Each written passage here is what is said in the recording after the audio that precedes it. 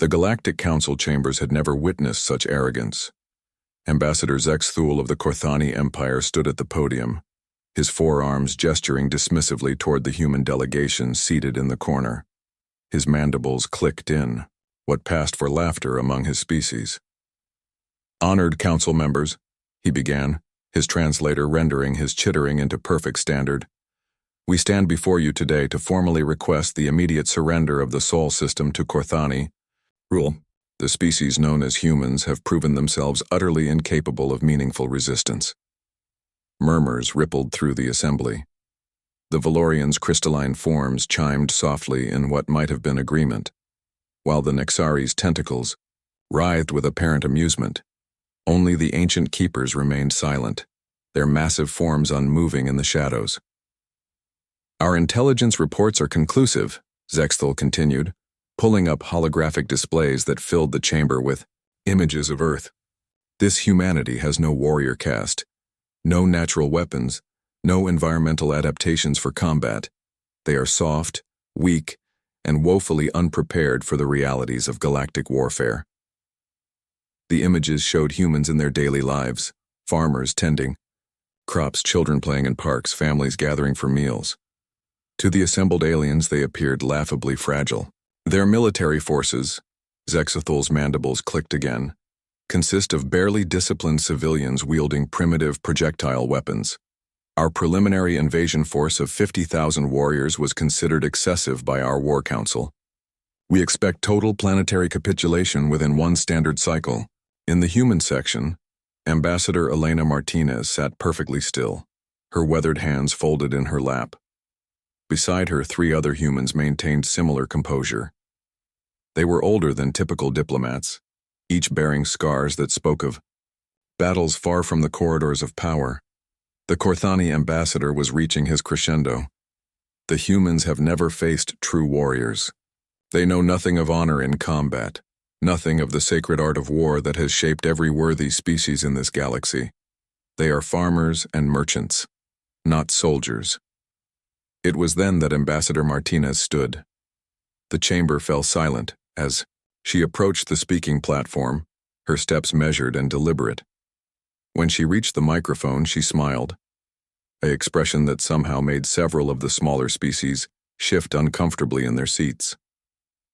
"Honored Council," Martinez began, her voice carrying clearly through the vast chamber. "Ambassador Zexthul is correct about one thing. Humanity has no warrior caste." She paused, letting the words sink in. "This is because every human is a potential warrior." The Korthani ambassador's mandibles spread in what was unmistakably a sneer. More empty words from a species that— "Tell me, Ambassador," Martinez interrupted, her tone remaining conversational. "What do you know of our history?" "Your history?" Zexthul's 4 eyes narrowed. "You have barely achieved interstellar flight. What history could possibly—" "We call it the 20th century," Martinez said, gesturing to her companions. "In 100 years, we fought 2 global wars that each killed more beings than your entire species numbers. We developed weapons capable of rendering planets uninhabitable. We learned to wage war in every environment our world offered, from frozen tundra to burning deserts, from ocean depths to mountain peaks." She walked slowly around the speaking area as she continued.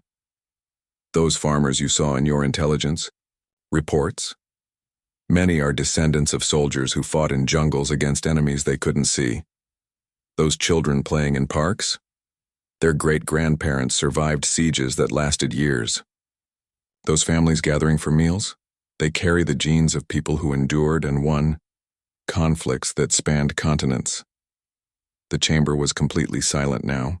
Even the keepers seemed to lean forward slightly. "You see weakness where we see restraint," Martinez continued. "You call us undisciplined, but what you witnessed was a species that learned to choose when not to fight. The most dangerous thing about humanity, Ambassador, is not our capacity for violence. It's our capacity to stop." Behind her, the 3 other humans stood. The first rolled up his sleeve, revealing a prosthetic arm marked with unit insignia. The second bore facial scars that clearly came from energy weapons. The third moved with the careful gait of someone whose spine had been reconstructed more than once. "These are my advisors," Martinez said. Retired Colonel James Chen, who held the line at the siege of Tarsus 7. Commander Sarah Okafor, who led boarding actions against pirate fleets in the Outer Rim. Master Sergeant Marcus Webb, who survived the orbital bombardment of Haven Colony by spending 6 months behind enemy lines. The Corthani ambassador took an involuntary step backward. "They came out of retirement to be here today," Martinez continued, "because they wanted to see the look on your face when you realized your mistake." She turned to face Zexthul directly. "You called us farmers and merchants, and you're right. But you forgot that we're also the descendants of Vikings and samurai, of legionnaires and commandos, of every warrior culture that ever learned to turn plowshares into swords when the need arose." The silence stretched until one of the keepers spoke, their voice resonating from some deep chamber within their ancient form. "The humans speak truth. Our archives contain records of their conflicts. They are formidable when roused to war." Martinez nodded to the keeper before addressing the full assembly. "The Sol system will not surrender. If the Corthani Empire wishes to test our resolve, we invite them to try. But understand this. If you force us to show you what humans become, when we stop being farmers and merchants, you might not survive to regret the lesson." As the session adjourned in chaos, Ambassador Zexthul found himself staring at the human delegation as they filed out calmly, their scarred hands steady, their eyes holding depths of experience no Corthani warrior had ever imagined. 3 days. Later, the Corthani invasion fleet received new orders. Avoid the Sol system at all costs.